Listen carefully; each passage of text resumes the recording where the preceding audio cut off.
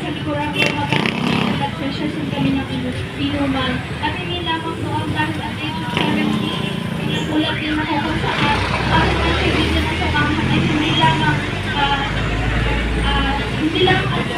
kundi drug addict din sila. Hindi man ako nakatikim ng marijuana pero ako'y nagiging daan nila sila dahil ako'y nabibigay sa kanila ng pera.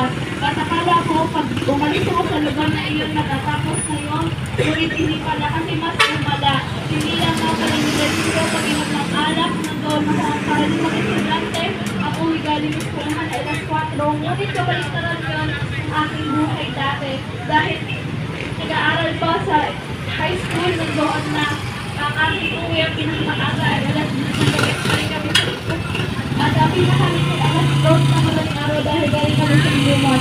At nandoon ang naranasan ko din na kung saan ako hanapin ang aking magulang dahil sa isang lugar ako nandoon at ang isang inuman. Akala ko okay na akala ko pag nalis ko yung barkada kung hindi maganda ay mapabago na ang buhay ko. Ngunit na doon na napakahirap uhin kung magtitiwala lang tayo sa ating sarili. At ang doon ko naranasan na nung tinanggap ko ang ating Panginoong Jesus sa aking buhay, personally na doon na kinumit ko ang buhay ko sa Kanya. Ang dating kabataang pariwara, ang dating kabataan na kung saan madaming bisyo na nandito sa inyong harapan nagpapato kung gaano kabuti ang Diyos sa aking buhay. At mga kaibigan ko,